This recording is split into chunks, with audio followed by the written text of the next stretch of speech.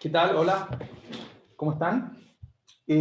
Bueno, en la cápsula hoy día vamos a continuar lo que partimos discutiendo en la cápsula anterior sobre el caso de probabilidad en espacios continuos. Y ahora vamos a ver con un poquito más de detalle algunos de los aspectos computacionales que implican el tema de calcular probabilidades vía la integración de una función. ¿Se acuerdan que un poco lo que cubrimos en la cápsula anterior fue la idea de que en el caso continuo una familia importante de experimentos aleatorios son aquellos que están caracterizados por una función que uno básicamente le llama función de densidad de probabilidad, y vía la integración de esa función uno puede hacer el cálculo del cómputo de probabilidades. Por ende esa como idea de que existe una función que uno integra y por medio de la integral uno calcula las probabilidades cubre un espectro súper amplio de modelos para experimentos aleatorios en el ámbito de espacios continuos. En particular, discutimos con más cuidado la cápsula anterior el caso escalar, cuando los experimentos vienen los reales y la probabilidad está caracterizada por esta función f que dijimos que era una función que vamos a utilizar para integrarla y por medio de integración obtener la probabilidad. Y también discutimos esta analogía que existía entre esa función y la función de probabilidad de masa que discutimos en el caso discreto. Así que hay una analogía bien interesante ahí. Lo que vamos a discutir hoy día es hacer un poquito de zoom en ese ámbito, en el sentido de discutir con más cuidado algunos aspectos computacionales que implica el hecho de integrar una función desde el punto de vista de las probabilidades que uno está calculando, qué interpretación tiene la función f, ¿ya? Y después vamos a mostrar algunos ejemplos importantes de experimentos aleatorios que tienen una función de densidad de probabilidad, dentro de los cuales evidentemente el caso más emblemático es el caso gaussiano, que es fundamental en la teoría de probabilidades. Entonces vamos a cubrir ese ejemplo con algo de cuidado en esta y en la próxima cápsula. Así que eso es un poco lo que vamos a estar discutiendo en la cápsula de hoy día. Así que parto formalmente con la discusión de los temas y bueno, aquí están mis notas, mis apuntes para un poco ir guiando la discusión, ¿ya? Entonces, esta unidad se llama Probability Density Function. Esa es la nomenclatura que típicamente ustedes van a ver en cualquier libro de probabilidad, así que esa es la función de densidad de probabilidad en español, pero en inglés aparece súper frecuentemente esta sigla, así que me parece importante que la conozcamos, porque típicamente la gente habla de la PDF. Entonces, refiriéndose a la Probability Density Function, que viene de la sigla en inglés, ¿ya? Entonces, como discutimos la cápsula anterior, estamos mirando el caso donde la probabilidad se induce por medio de una función, que en este caso lo vamos a notar siempre por f. ¿Ya? Esta es notación, pero esta es la convención que nosotros estamos cogiendo acá. Uno puede escoger otra convención, le he llamado de otra forma a la función que estamos integrando, pero en el caso mío es una función f, valores positivos, y dijimos que era integrable y que integraba 1. Esas un poco son las condiciones que le impusimos. Y lo más importante que discutimos al final de la cápsula, cuando presentamos esta manera de caracterizar la probabilidad vía la integración de una función, es que esencialmente la probabilidad ahora se ve como efectivamente integrar esta función en un intervalo, y pusimos harto énfasis en la cápsula anterior de la idea que estamos interesados en calcular probabilidades sobre intervalos. O sea, ese es el objeto típicamente que uno está interesado, esencialmente ver cuál es la probabilidad que un experimento aleatorio viva en un intervalo de medida no nula, ¿ya? Medida me refiero a la diferencia entre A y B. Esa es la medida de un intervalo. Y este tipo de objetos es súper importante, es capaz de caracterizar este tipo de probabilidad, y dijimos que hay una familia amplia de experimentos aleatorios donde en realidad la probabilidad queda descrita de manera completa por este objeto que es la función de densidad de probabilidad, la función f. Y vía integración, entonces uno recupera la probabilidad. Discutimos que de alguna manera esta construcción cumple los axiomas de una probabilidad y tiene las buenas propiedades que uno esperaría que debiese tener una probabilidad definida sobre la sigma álgebra de los intervalos. Así que eso está bien cubierto, pero ahora queremos discutir un poquito más en cuidado qué implica el hecho de que la probabilidad se obtiene vía la integración de una función. Y hay una primera cosa interesante que uno se da cuenta de este análisis, y que de hecho en parte lo mencioné en el caso pasado, es que cuando uno toma un intervalo infinitesimal en torno a un punto, o sea, si yo calculo la probabilidad del intervalo cerrado x más epsilon abierto, ¿ya? Donde epsilon es un valor arbitrariamente pequeño en principio. Entonces lo que estoy haciendo es como un análisis infinitesimal. O sea, estoy aproximándome a la probabilidad del singleton de alguna forma. En la medida que epsilon se hace cada vez más chiquitito, este intervalo converge al singleton, ¿ya? Y de alguna manera estoy como yendo al límite de calcular la probabilidad de un singleton vía el cálculo de la probabilidad de este intervalo. Ahora, si uno hace ese ejercicio, bueno, la probabilidad sabemos que es la integral, porque esa es la manera en que construimos la medida de probabilidad, es la integral entre x y x más epsilon de la función de densidad de probabilidad, ¿ya? Ahora, cuando uno hace el epsilon chico, uno se da cuenta aquí que efectivamente si la función f tiene un comportamiento suave, por ejemplo, acotada, y bueno, en este caso particular es integrable. Sabemos que la función integrable es integra 1, ¿ya? Entonces, cuando uno hace el epsilon muy pequeño, lo que uno puede demostrar bajo ciertas propiedades, por ejemplo, asumiendo que la función f de x es continua, si quieren, o alguna otra propiedad de regularidad, se puede mostrar relativamente simple que esta cuestión, incluso por el teorema del valor medio, uno podría decir que efectivamente esta probabilidad se aproxima a la función f evaluada en el punto x, multiplicado por el largo del intervalo, que es la diferencia en los dos extremos, ¿ya? O sea que es epsilon, ¿ya? Entonces, esto es una cosa interesante porque nos damos cuenta que cuando el epsilon se hace muy chiquito, lo que ocurre es que la probabilidad también se hace muy chiquita, porque en el límite esta cuestión se aproxima a la función f de x multiplicado por epsilon, y cuando epsilon incluso se va a cero, o sea, convergemos al escenario límite de que estamos calculando la probabilidad sobre un singleton, esencialmente obtenemos que la probabilidad de un elemento individual, de un singleton, se va a cero. Ahora lo interesante es cómo...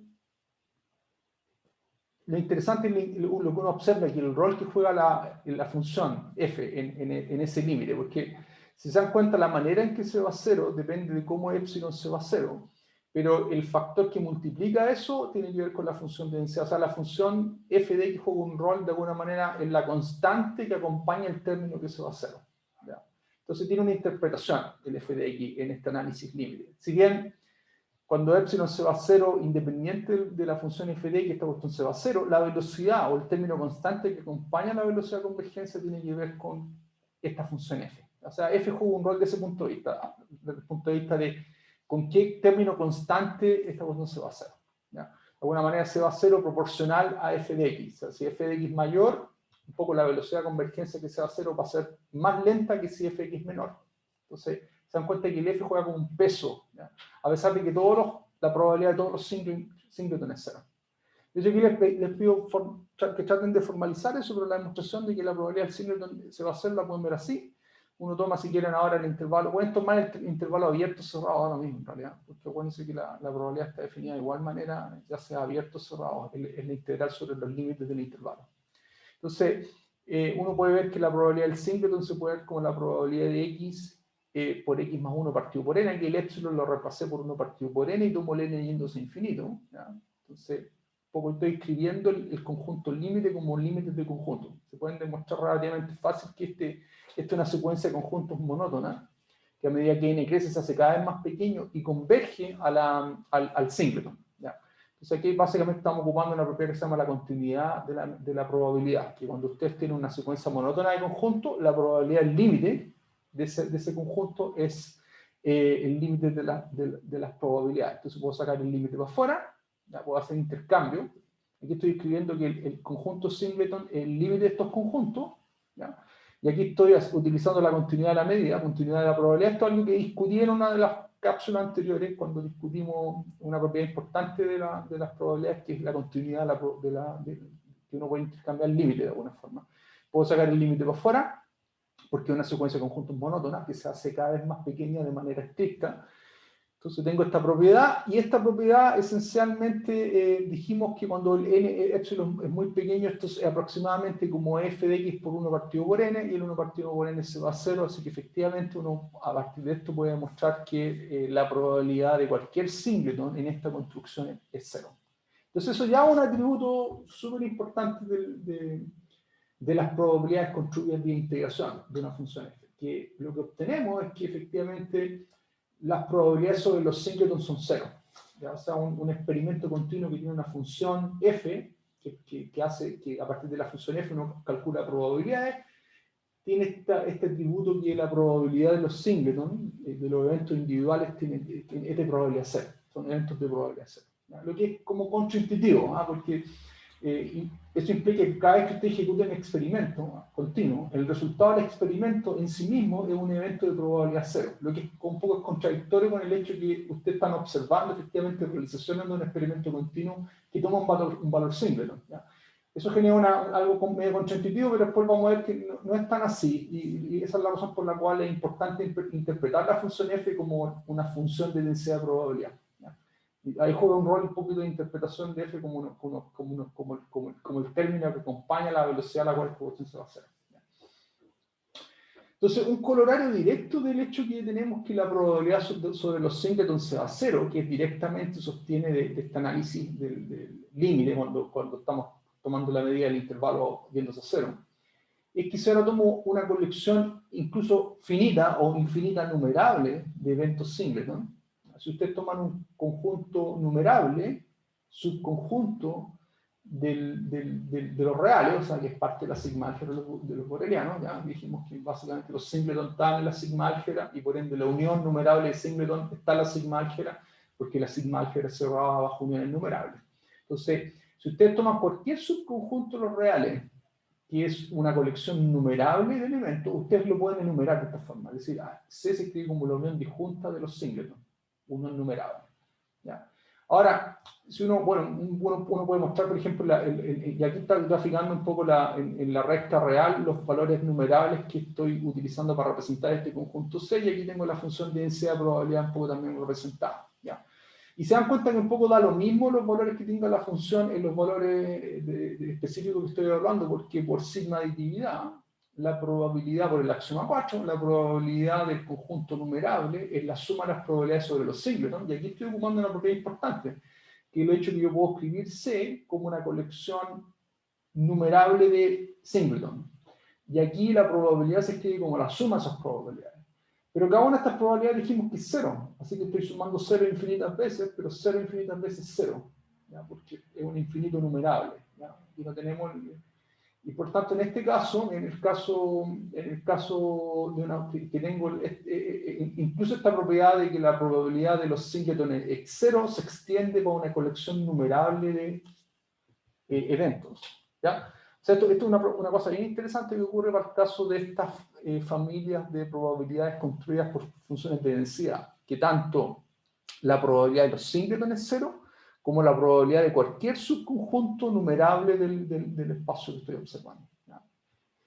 Entonces, ahí uno se pregunta si el concepto de probabilidad cero en realidad tiene mucho sentido, ¿eh? Porque en realidad nos damos cuenta que, como les dije, cada vez que uno ejecuta este experimento, por ejemplo, el experimento que descubrimos al comienzo del curso, que era la rueda, que era una distribución uniforme en el intervalo 0,1, cada vez que uno ejecuta el experimento me va a dar un valor. Esa era tenía una función de densidad que era una función de densidad uniforme, constante entre 0 y 1, y resulta que cada valor tiene probabilidad cero. Entonces un poco uno dice, bueno, estoy observando eventos de probabilidad cero. Entonces, en realidad uno, en el caso continuo, ¿a qué se debe eso? Esencialmente a la infinitud del espacio. El espacio es tan denso, tan grande, que en realidad cada vez que ustedes estén calculando la probabilidad vía una densidad, un poco, es tan grande el espacio que en realidad esa fracción de probabilidad asignada a cada uno de los elementos infinitesimales, que son infinitos no numerables, termina siendo que cada uno de esos componentes tiene probabilidad cero. ¿Ya? Porque eso es tiene que ver un poco con la complejidad del espacio, este fenómeno de probabilidad cero, cuando tenemos una función de densidad que permite calcular la probabilidad. Por tanto, en realidad, en el contexto continuo, más que hablar de la probabilidad de un singleton, lo que uno está interesado en hablar es la probabilidad cuando uno hace un análisis infinitesimal. O sea, en realidad uno habla de esto, de cuál es la probabilidad de estar en una vecindad de magnitud epsilon en x. Por ejemplo, en este caso, ¿cuál es la probabilidad de x más epsilon abierto? Y yo estoy interesado, entonces, más que en calcular la probabilidad límite, estoy interesado en ver el comportamiento, en cómo la probabilidad se va a cero. ¿Ya?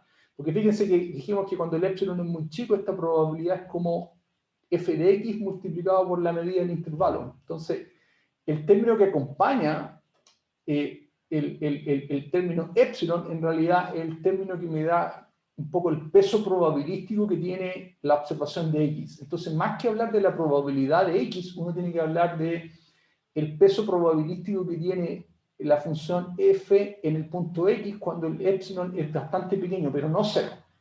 Entonces uno se da cuenta de que cuando el epsilon es muy pequeño, no cero, pero arbitrariamente chico, la probabilidad es súper chica, pero el súper chica es proporcional a epsilon, pero está multiplicado por un término que tiene que ver con cuánto énfasis tiene la ocurrencia del evento no. Entonces, la interpretación en el caso continuo aquí se mueve desde la probabilidad a este objeto que llamamos f de x, que se interpreta como una función de densidad de probabilidad, porque si te fijan de alguna manera es como cuánto, tiene una interpretación de densidad, ustedes tienen de alguna manera están integrando el largo del intervalo por la altitud, o la altitud de la función f, y eso me da la probabilidad. Entonces f tiene esta interpretación como de densidad, que ustedes al integrarla recuperan efectivamente la probabilidad.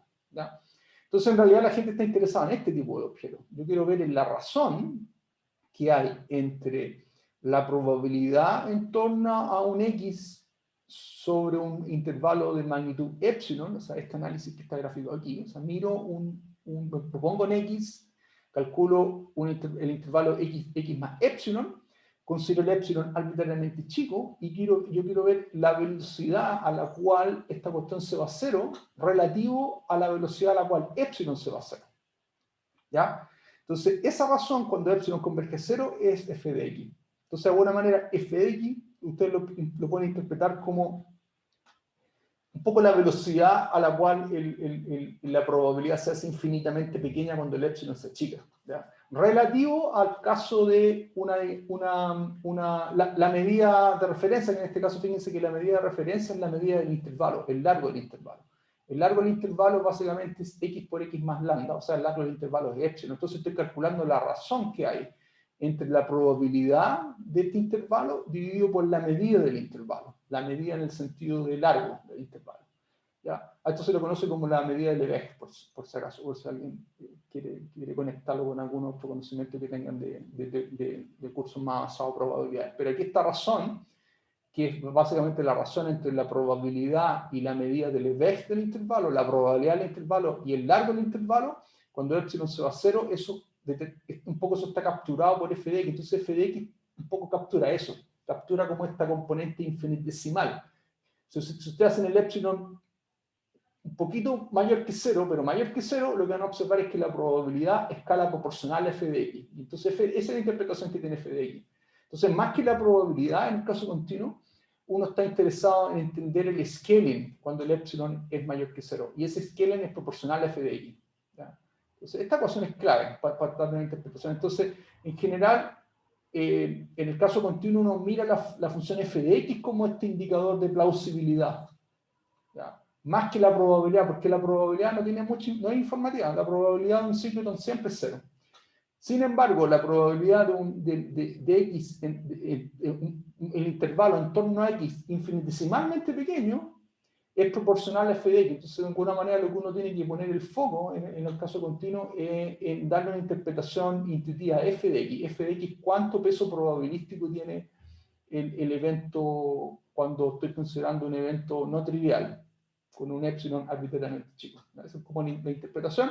Y en particular, si toman la razón entre la probabilidad y la medida del intervalo, el límite efectivamente le va a dar f de x si ustedes centran el análisis en ese punto de x. Entonces, de alguna manera, también el f de x se interpreta entonces como este objeto límite, este análisis límite de la razón entre la probabilidad y la medida del intervalo. ¿Ya? Entonces, lo que quise darle aquí es que no se queden perdidos con un poco la falta de intuición que uno observa cuando calcula la probabilidad de un singleton y de una colección numerable de eventos que dan probabilidad cero. Sí, tienen probabilidad cero, efectivamente, pero no es que sean no plausibles, no es que no ocurran. Van a ocurrir y van a ocurrir producto de esto, porque si ustedes consideran un intervalo infinitesimalmente chico en torno a x, se dan cuenta que la probabilidad de eso, en la medida que f de x sea mayor que cero, es mayor que cero. Entonces eso es lo importante. entender el f de x. El f de x está dictando la plausibilidad que x ocurra en la ejecución del experimento aleatorio. ¿Ya? Eso es importante. ¿Ya? Entonces el f de x, de hecho, juega un rol mucho más importante en este caso que la misma probabilidad de un síncrono, porque la probabilidad de un síncrono va a ser siempre cero y no me da información de qué tan plausible es la ejecución del experimento de x. Entonces eso es importante un poco que desarrollen la intuición de cómo uno interpreta la función f de x, cuál es la relación que hay entre f de x y la probabilidad considerando un síncrono, un elemento libre. Un poco ahí está el mismo punto discutido escrito aquí en el documento. Ya. Entonces, eso es lo primero que quería comentarles, hacer ese punto de dar una interpretación a la función de densidad de probabilidad y un poco movernos desde la probabilidad a esta idea de la función f que está capturando como la densidad con la cual ocurre un determinado evento en el contexto límite. Ya, eso es súper importante que desarrollen esa intuición y es la razón por la cual la gente le da mucho más o le da mucho más énfasis a la función de densidad de probabilidad, porque es el objeto un poco fundamental que permite tanto calcular las probabilidades de integración, como darle una interpretación a la plausibilidad de ocurrencia de un evento en el espacio, en este caso. F de x de alguna manera me está dictando ahora qué tan plausible es un evento. Un evento que tenga una f de x mayor va a ser más plausible que un evento que tenga un f de x menor, de alguna forma. Y ese es un poco el énfasis que quiero que ojalá les quede de este análisis que mostramos acá, este análisis límite. ¿Ya? Dicho eso, ahora nos movemos a ilustrar ejemplos emblemáticos de funciones de densidad de probabilidad que caracterizan la probabilidad de un espacio continuo. Una de ellas es la distribución uniforme en 0,1. Esto, de hecho, el ejemplito que mostramos al comienzo de las cápsulas, discutimos el caso de la rueda y lo modelamos como un experimento que ocurría de forma igualmente plausible en todos los valores infinitos entre 0 y 1. Eso en ese caso esencialmente corresponde a una función que vale 1 en el intervalo 0, 1 y 0, y por ende se dan cuenta que la función de densidad de probabilidad ahora es uniforme. ¿Ya? No es la probabilidad, es la función de densidad de probabilidad la que es constante. Y naturalmente integraciones de esta función me dan las probabilidades de todos los eventos. En particular, si van a integrar un evento que está fuera del intervalo 0, 1, son eventos de probabilidad 0. ¿Ya? Los únicos eventos que tengan probabilidad distintos a 0 son los eventos que tengan intersección no nula con el intervalo 0,1. Los únicos intervalos de alguna forma. Por la naturaleza de la función f. Esto es el caso importante, un caso emblemático importante, el caso de distribución uniforme. Otro caso importante es la que se conoce como la función de densidad exponencial de parámetro lambda. Entonces, parecido a lo que discutimos en los ejemplos que vimos, el caso discreto, esta familia de funciones indexadas por un parámetro y que aparecen en muchos problemas de la ingeniería para modelar experimentos aleatorios. En este caso, la función de densidad exponencial, aquí tiene un comportamiento exponencial, ¿ya? Es a la menos lambda x, ¿ya? Esto es x, ¿ya? Menos lambda x para x positivo y es 0 para x negativo. O sea, fíjense que es una función que tiene probabilidad positiva sobre los valores positivos y tiene probabilidad 0 sobre valores negativos. O sea, si ustedes la integran en cualquier intervalo, en el segmento de valores negativos, van a estar integrando una función que es nula y esa probabilidad les va a dar 0. Incluso están considerando un intervalo de medida mayor que 0. ¿Ya? Eso es importante. ¿Ya? Porque la función f ahí es 0. Así que en realidad en el análisis límite que les mencioné, de hecho, siempre la probabilidad les va a dar 0, porque este término, incluso si es que hacen un análisis no tan infinitesimal, sino que consideran un valor más grande, este término va a ser 0 para todos los valores del intervalo, así que esa integral les va a dar 0. ¿Ya? Así que efectivamente las zonas donde la función de densidad es nula, si ustedes están integrando en esa zona, da lo mismo la medida del intervalo, esas probabilidades van a ser nulas. Por eso que es tan importante la función f, porque esa dicta un poco cuáles son las zonas de probabilidad 0 y cuáles son las zonas de probabilidad positiva. ¿Ya? En este caso, el espacio, el segmento de valores negativos es una zona de probabilidad 0 y el segmento de valores positivos es zona de probabilidad mayor que 0. Bueno, naturalmente, si uno quiere verificar que esta familia de funciones cumple las propiedades de una función de densidad de probabilidad, tienen que verificar que es integrable, ¿ya? Que es más o menos natural, porque es una función que decae exponencialmente, ¿ya? Eso seguramente lo vieron en el curso de álgebra.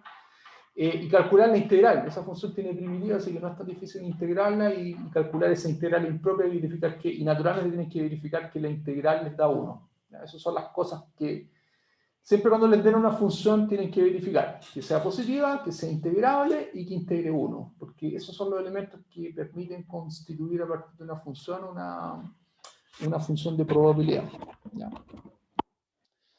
Muy bien, entonces esta es una familia importante, se conoce como la exponencial, la función de densidad exponencial. Les voy a mostrar algunas gráficas que tengo aquí de cómo se ve la función. Así como vimos en el caso, disculpen, así como vimos en el caso discreto, que uno lo que hacía era graficar la función de probabilidad de masa.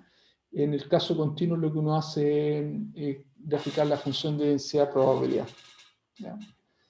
Entonces, la misma idea. Entonces, por ejemplo, aquí está la función exponencial que les presenté anteriormente. Lo que uno hace es grafica, en este caso estamos graficando el rango de valores positivo, ¿ya? Hasta un valor finito que es 5, y ver el efecto que tiene el parámetro lambda de la función. Y si se fijan que a medida que lambda se hace más grande, de alguna manera la distribución tiende a tener más probabilidad, la función f crece en el rango de valores pequeño, ¿ya? Entre 0 y 1, ¿ya?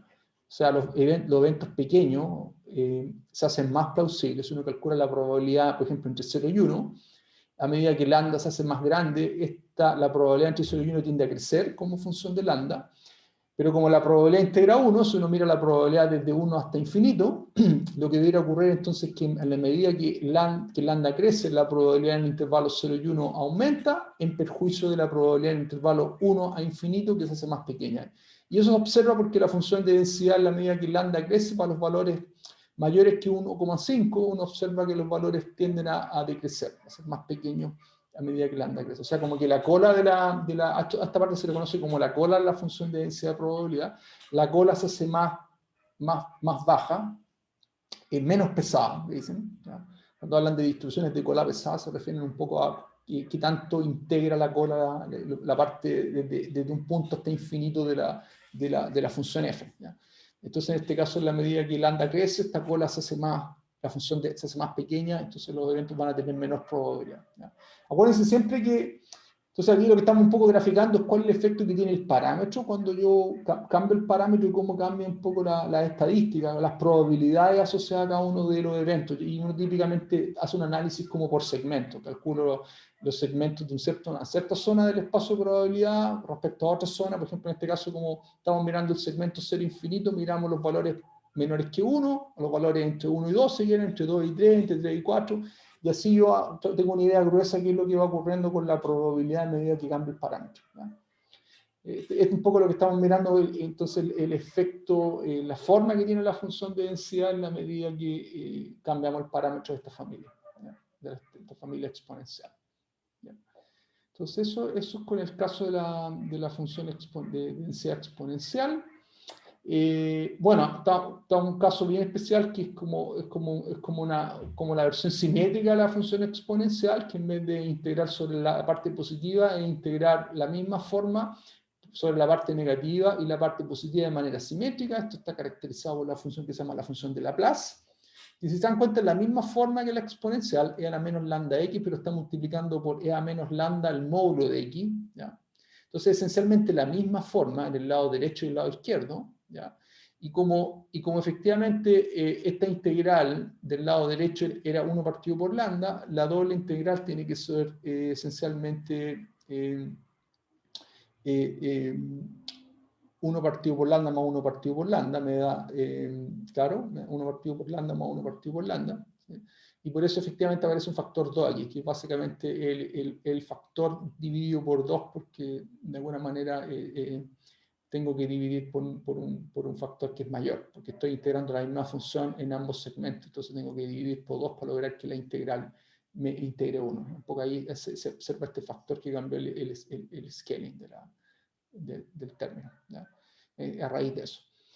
Pero si se dan cuenta, la misma forma, una función que es simétrica, la función de densidad simétrica, y tiene el mismo comportamiento que la función exponencial. O sea, el efecto de lambda va a ser lo mismo que mostramos en la otra gráfica, la única diferencia es que ahora el análisis va a ser simétrico, ¿ya? Y esta función se conoce como la función de Laplace. También es bien importante, aparece en varias aplicaciones. Y aquí nos movemos a un caso que es súper importante y súper emblemático en las probabilidades continuas, que es la distribución normal, ¿ya? La distribución normal tiene un rol súper importante tanto desde el punto de vista teórico como desde el punto de vista de las aplicaciones. Desde el punto de vista teórico hay un resultado que es fundamental en la teoría de probabilidades, que se conoce como el teorema central del límite, y que lo van a ver en la segunda parte del curso, ¿ya? Y un poco es un resultado bien importante porque da una justificación teórica que explica por qué la distribución normal aparece de manera tan sistemática en experimentos aleatorios en la naturaleza. Cuando uno mide una temperatura o mide un comportamiento aleatorio continuo, muchas veces las estadísticas que uno observa cuando uno hace el cálculo de frecuencia tienden a ser muy bien representadas por una distribución que se conoce como exponencial, que tiene una forma exponencial cuadrática, que es la que se presenta acá. De hecho, aquí me falta un cuadrado. ¿Ya? Y hay un resultado teórico que justifica por qué la distribución normal aparece de manera tan sistemática y eso tenemos el teorema central del límite. Después lo van a ver con más cuidado.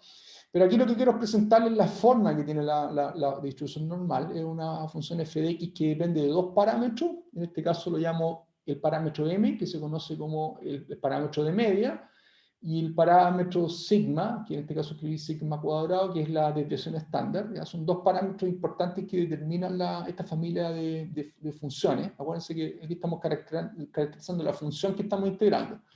Y esta es la forma que tiene. Es 1 partido por raíz de 2pi sigma cuadrado exponencial de e a la menos x, x el valor que estamos evaluando de la función, menos la media al cuadrado dividido por 2 sigma cuadrado. ¿Ya? También a veces hay veces que los libros, la aplicación en los libros lo van a denotar por mu, ¿ya? Y representa la media de la estadística. Esto cuando veamos vean la media, la varianza y los momentos de orden superior de una relatoria, que son cosas que vamos a ver más adelante, van a poder asociar esto a la media y el sigma cuadrado a la varianza, ¿ya? Pero lo interesante en el caso especial de la normal es que son dos parámetros, uno que un poco modela con respecto a qué está centrada esta función. Fíjense que aquí hay un término cuadrático, x menos m, donde m un poco me dice con respecto a qué la función f de x está centrada. En este caso la función f de x es simétrica respecto a este punto, que es m, ¿ya? Y aquí hay un factor de escala que me dice qué tan dispersa es la función. Cuando sigma es muy grande, esta cuestión el soporte de la distribución aumenta de alguna manera, el soporte de mayor probabilidad. Y cuando sigma es muy pequeño, la función tiende a comprimirse, ¿ya? Y tiene ese comportamiento, y esta es la forma tradicional, ¿ya? Entonces, esta es la forma general de la distribución exponencial normal, también se conoce como la distribución gaussiana, ¿ya? De parámetros m y sigma cuadrado.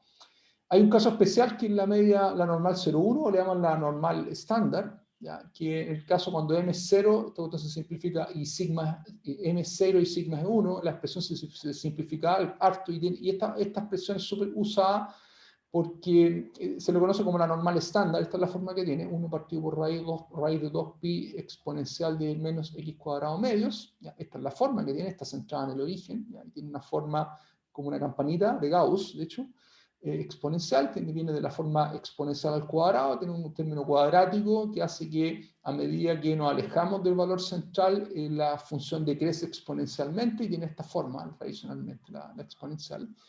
Y naturalmente esta es la que se conoce como la media centrada de varianza 1, ¿ya? Y esta es la forma que tiene en general, centrada en el origen. Pero cuando ustedes cambian los parámetros van a darse cuenta que la función f cambia su configuración. Entonces les voy a mostrar algunos ejemplos de cómo ocurren esos cambios en la medida que uno cambia los parámetros de la normal, ¿ya?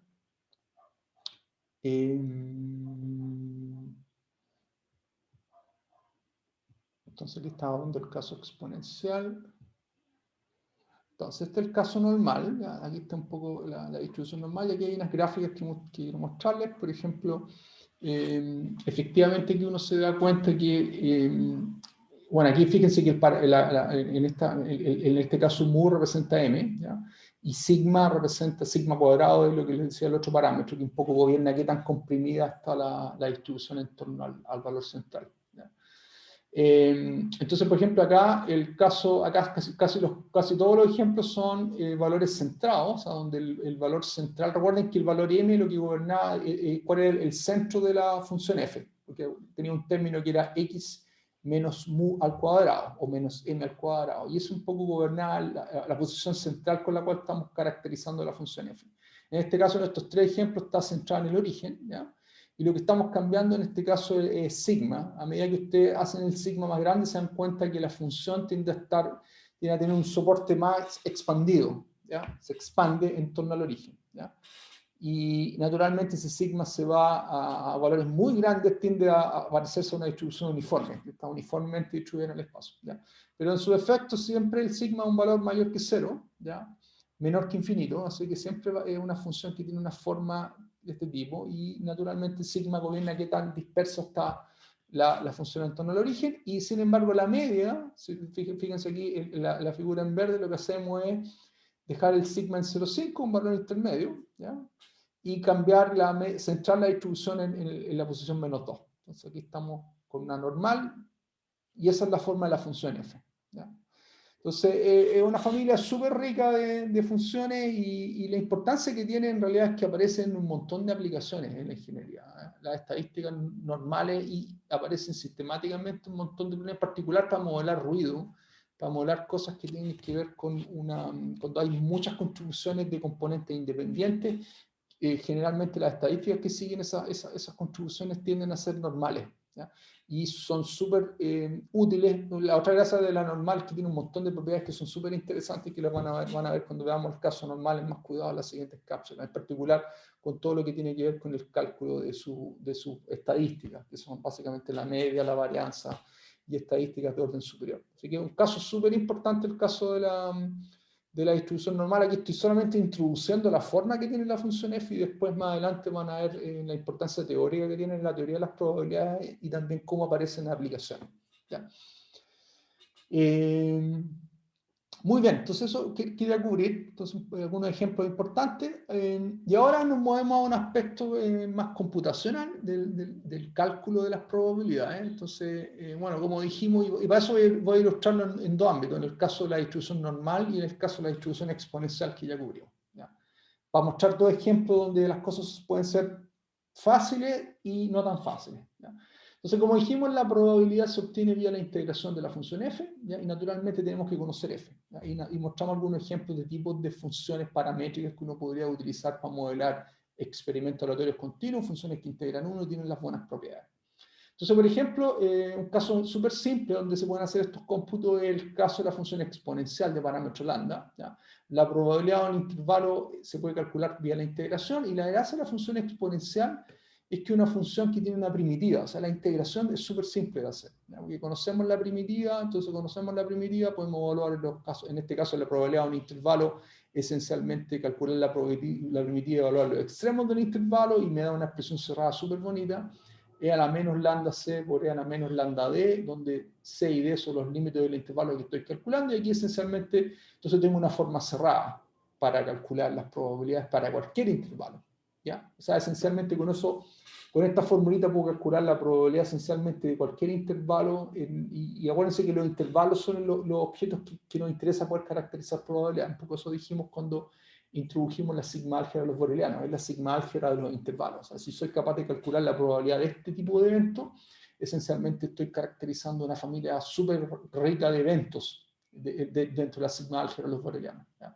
Así que eso es súper importante, ser capaz de caracterizar la probabilidad de un intervalo arbitrario, y con eso puedo calcular la probabilidad del intervalo medio infinito x, y uniones de eso, uniones numerales, por todas las propiedades que conocemos de la probabilidad, ¿ya? Entonces, ser capaz de caracterizar esta probabilidad es súper informativo, y en el caso de la distribución exponencial, se dan cuenta que aparece en expresión analítica, y es súper elegante y súper fácil de poder hacer. Es cálculo de integración. Ahora, es el caso favorable, el caso cuando tenemos una función que es súper tratable analíticamente. Tú puedes calcular su primitiva, y vía la primitiva puedes obtener una expresión cerrada como esta, y súper elegante, súper bien. Pero hay muchos casos donde la integral es súper compleja, no tenemos una primitiva, entonces ahí tenemos que recurrir a métodos numéricos, a aproximaciones de las integrales, y hay un montón de herramientas para poder hacerlo. Ahora, un ejemplo de eso es el caso gaussiano, porque el caso gaussiano, la integración de la función normal no es tan simple, ¿ya? Y de hecho, en general, las integrales de la función gaussiana están tabuladas. O sea, hay aproximaciones numéricas súper buenas, súper precisas. Hoy en día esas aproximaciones numéricas están, de hecho, disponibles en software. Ustedes pueden llamar ciertas rutinas que calculan las probabilidades de una distribución normal y hay aproximaciones que son infinitamente precisas, ¿ya? Antiguamente, cuando no habían computadores, uno lo que diría eran tablas que hacían aproximaciones numéricas de estas integrales, porque la integral, a diferencia del caso de la exponencial, no se podían obtener analíticamente, entonces había que hacer aproximaciones numéricas, y había un montón de técnicas para hacer esas aproximaciones numéricas. Era todo un arte esto de el cálculo de la integral, y el caso especial de la normal 0,1 era súper importante, vamos a ver por qué. ¿Ya? Porque, y lamentablemente en el caso de la normal 0,1 no había una expresión analítica, una primitiva que uno pudiese calcular, y así como en el caso exponencial, que es súper elegante, ¿ya? Entonces, surge la necesidad de tener aproximaciones numéricas para el cálculo de integrales. Y una de las cosas que uno hace en el caso normal 0,1, una de las cosas que uno hace es primero mirar el caso normal 0,1. Vamos a ver que mirar el caso normal 0,1 es súper importante, porque si somos capaces de calcular la probabilidad de esta función de densidad, ¿ya? Normal 0,1, vamos a poder calcular la probabilidad de cualquier función de parámetros mu y sigma cuadrado, o m sigma cuadrado, porque hay una relación entre la normal 0,1, que es la normal estándar, y una normal arbitraria de parámetros m sigma cuadrado. Y es un poco la gracia, también la elegancia del caso normal, que un poco el análisis de cálculo de probabilidad uno lo puede reducir al análisis de la normal 0,1. Ya, eso lo voy a mostrar más adelante, pero pues un poco les estoy contando por qué estamos mirando en primera instancia la normal 0,1. Y otra cosa importante es que uno puede reducir el estudio de los intervalos a solamente mirar esta familia de intervalos, que son los intervalos menos infinito x cerrado, ¿ya? Porque si conocemos las probabilidades sobre ese tipo de intervalos, vía intersecciones y operaciones de conjunto, vamos a poder obtener en general la probabilidad de este caso más general, o más rico. Ya, ahora, esta función, para el caso de la normal 0,1, la probabilidad del intervalo menos infinito x, a esta función se le pone un nombre, se le pone una nomenclatura, se le llama la Cumulative Distribution Function, CDF, en inglés, o la función de distribución acumulada en español, ¿ya? Y tiene un nombre, se le pone como, se le denota por f de x para el caso de la normal 0,1. Entonces esta es la Cumulative Distribution Function de la normal estándar, ¿ya? Y esta es la forma que tiene, es la integral. Lo que hacemos básicamente es integrar la función de densidad 0,1 en el intervalo menos infinito de x, o sea, es la integral entre menos infinito de x de la normal 0,1. Esta es la forma que tiene la normal 0,1. Recuerden que dijimos que esta es la forma de la normal de parámetros m y sigma cuadrado, pero para el caso de media cero, me queda una cuestión centrada en el origen, una forma cuadrática aquí en el término exponencial negativo. Y el sigma 1, entonces me queda esta forma acá, esta forma más acotada, más simple. Entonces esa es la forma que estamos integrándola. Ahora, incluso acá esta integral no se puede obtener analíticamente, entonces lo que la gente ha hecho, como les comentaba anteriormente, es tener tablas donde se tabulan estos valores para un conjunto de valores arbitrariamente grandes de posible, o sea, arbitrariamente distintos, ¿no? Entonces, históricamente lo que la gente tenía para calcular estas probabilidades eran tablas, físicamente tablas, libros que tenían la función f de x con sus aproximaciones numéricas de estas integrales para todos los posibles valores de x posibles. De hecho, eso era como la historia de la estadística antigua, o sea, la gente tenía estas cuestiones tabuladas en tablitas, ¿ya? Y ahora con los métodos numéricos computacionalmente más eficientes existen algoritmos que hacen aproximaciones de esto, y ustedes pueden correr una rutina, por ejemplo en Python, para plotear la función f de x. Así que hoy día tienen muchísimas más herramientas que las que se tenía antes para poder hacer el cálculo de las probabilidades en el caso normal 0,1. Entonces la función f de x era súper importante para hacer. Yo les voy a mostrar, de hecho, cómo se ven esas tablitas de la función Cumulative Distribution, para el caso de la...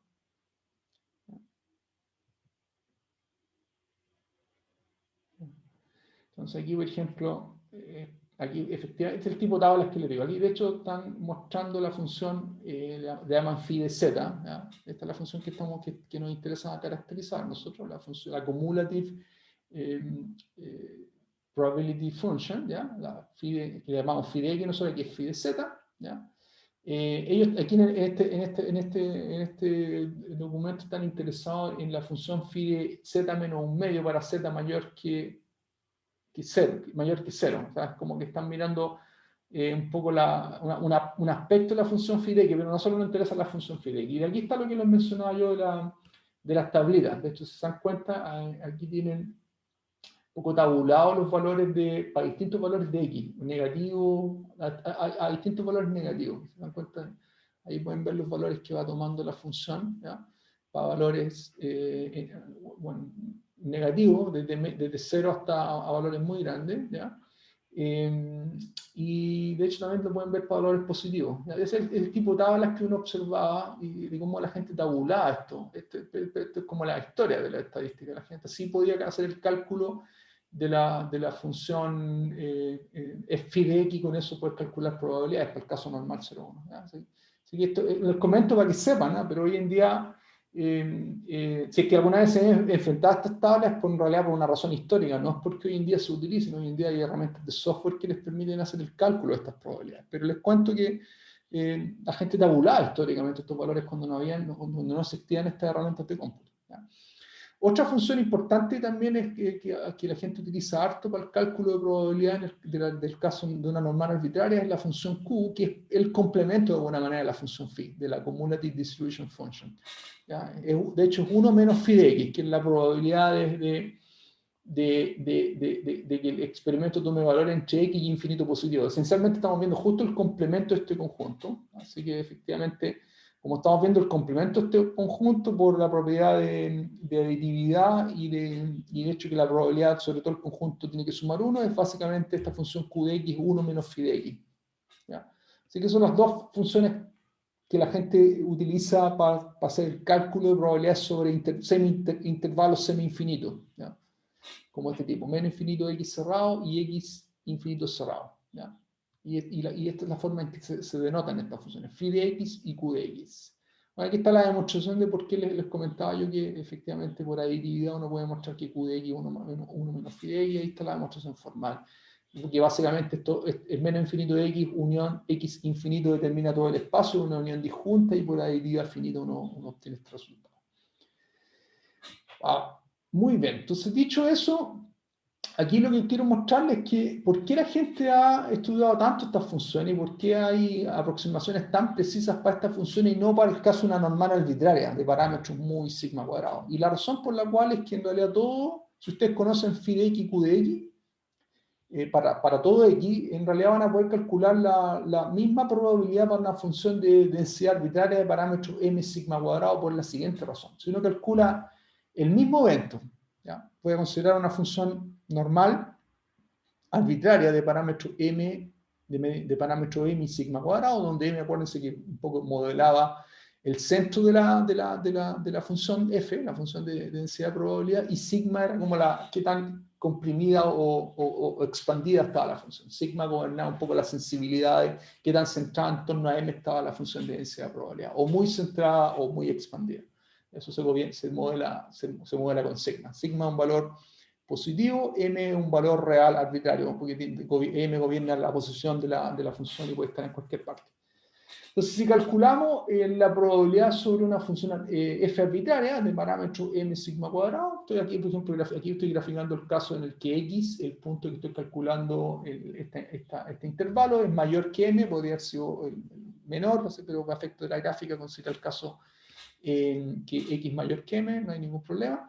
Ahora, la gracia es que uno puede hacer, entonces tengo que hacer esta integral, la integral entre menos infinito de x de esta función. Entonces aquí viene la gracia de que uno puede reducir este cálculo integral al cálculo de la integral de una normal 0,1. ¿Por qué? Porque yo puedo hacer el siguiente cambio de variable. Defino x2 tilde como x tilde menos la media, o sea, básicamente le saco el valor central, o sea, centro un poco, defino una variable aleatoria que está centrada en torno a m, y la divido por sigma, hago como un cambio de escala también. ¿Ya? Entonces, centro y hago un cambio de escala y lo hago de esta forma. Si ustedes hacen ese cambio de variable, se van a dar cuenta que lo que van a tener en el numerador es esencialmente x2 tilde al cuadrado medios, que es básicamente el término exponencial de la normal 0,1, de la normal estándar. Y naturalmente el cambio de variable me da que sigma de x2 tilde igual a de x, así que me queda un factor, efectivamente de x va a ser sigma de x2 tilde, entonces el de x se transforma en dx2 tilde por sigma, que básicamente factoriza el término aquí, 1 partido por raíz de 2 cuadrado de sigma, así que me queda justamente la función de densidad de una normal 0,1.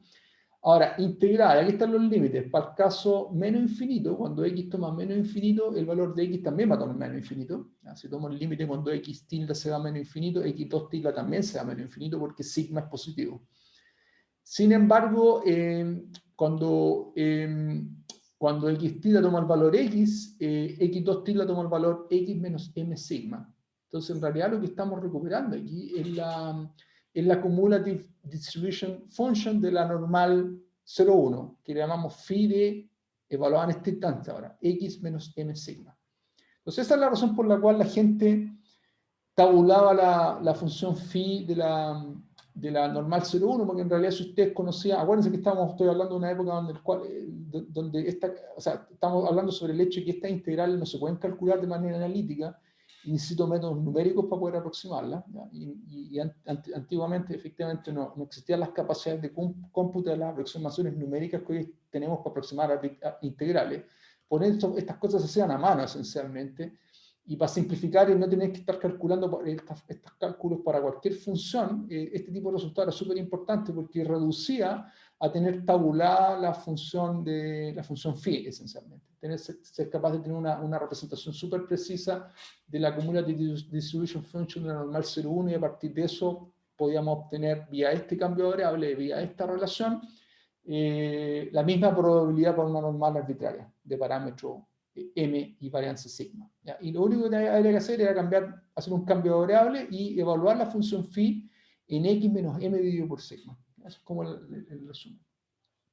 Ahora, se dan cuenta que si ustedes conocen la probabilidad sobre un intervalo de este tipo, sobre estos intervalos menos infinito x, en realidad si quieren conocer la probabilidad sobre un intervalo más general, AB por ejemplo, esencialmente lo pueden escribir de esta manera, como la probabilidad desde menos infinito b, menos, o sea, básicamente sacando el conjunto, intersección del complemento de menos infinito a.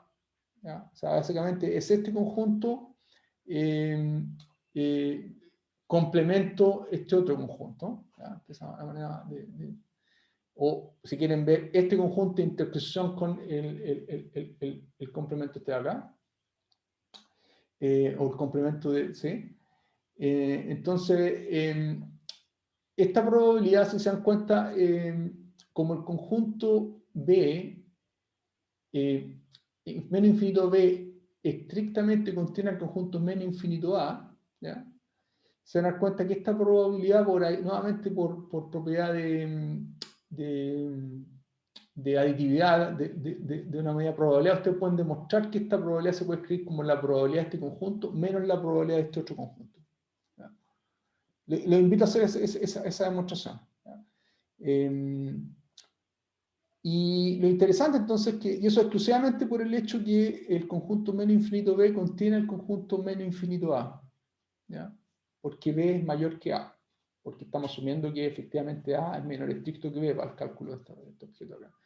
Así que si ustedes trabajan sobre las propiedades de aditividad de la medida de probabilidad, van a poder obtener este resultado aquí. Entonces esta probabilidad se puede escribir como la probabilidad de menos infinito B menos la probabilidad de menos infinito A.